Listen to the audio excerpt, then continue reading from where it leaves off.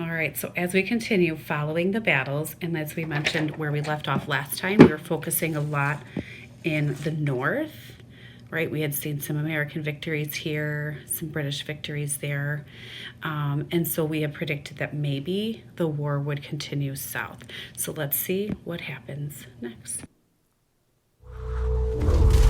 The Continental Army suffers through a brutal winter at Valley Forge, but holds together.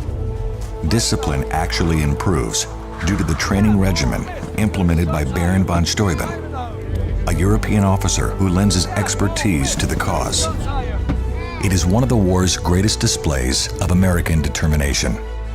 In the wake of the American victory at Saratoga, France signs an alliance with the United States and declares war on Britain. Threatened by the French fleet, the British abandon Philadelphia. Washington pursues them across New Jersey. On June 28th, Washington attacks a British rearguard at Monmouth, New Jersey. Although the battle is inconclusive, the winter training at Valley Forge has paid off. The Continentals had stood firm against British regulars who continue their movement to New York. Throughout 1778, Washington maintains pressure on New York City. The countryside between the armies becomes a no-man's land of spies, foraging parties, and skirmishes. Unable to make headway in the Northeast, British strategists shift their focus to the southern colonies, where a guerrilla war had raged since 1775. They are banking on the support of Southern loyalists. In December, the British establish a foothold by capturing Savannah, Georgia. So as we predicted, or our prediction that has came true, so from New York, the British go down all the way to Savannah. So while there isn't a line for that, we're going to make our own, and you can do so with red.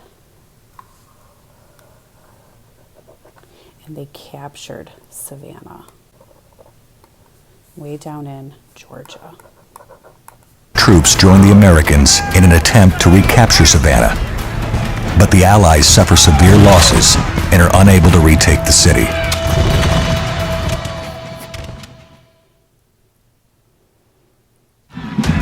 The Southern offensive continues into 1780. On May 12th, a British army captures Charleston, South Carolina. So the British head up to Charleston and actually defeat the Patriots there as well. We could actually mark this down.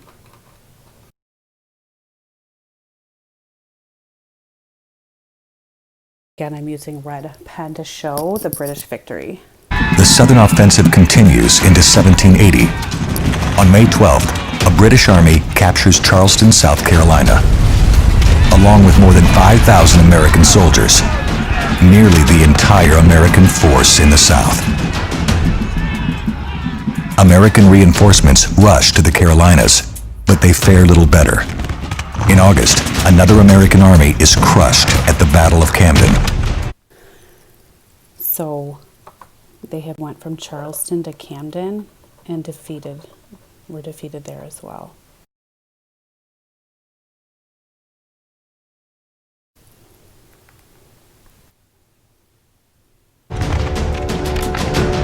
The countryside is still engulfed in a vicious partisan war.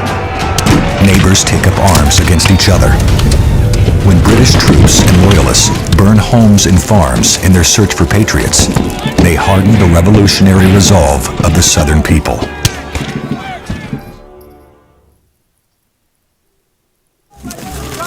In October, a force of more than 1,000 British loyalists is annihilated at the Battle of Kings Mountain. Washington sends more men to the south, where they unite with Patriot militia fighters. So what I had done was take my blue pen, and you can use your crayon or what have you, to show that we're now watching the Patriots. They have come down south this way, and they just defeated Britain at Kings Mountain.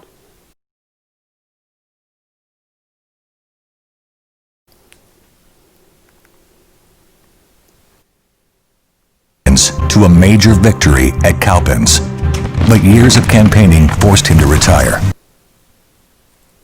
over here, after the Kings Mountain winning, they went on to win over at Cowpens.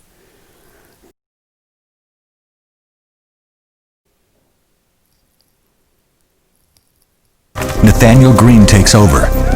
In a grueling campaign in early 1781, he grinds down the British forces during a series of strategic retreats toward the Dan River. Greene is able to keep one step ahead of the British. He crosses on February 14th, and the British, without boats, are unable to pursue. The race is over. So we're going to pause right there for today. So now as we take a look at the overview, right, a lot of the war had begun in the northern aspect of the colonies, even in Canada, and had gone back and forth from Boston to there, then to New York. But then Britain tried and were successful in attacking the southern colonies. But now you notice the battles are starting to go north again. I think it might be important to note then that this is really where our current capital is and such, and this is where in Pennsylvania was where the capital was back then as well. So it's kind of interesting to see the progression of the battles heading back that way as well. Stay tuned for the next set of battles.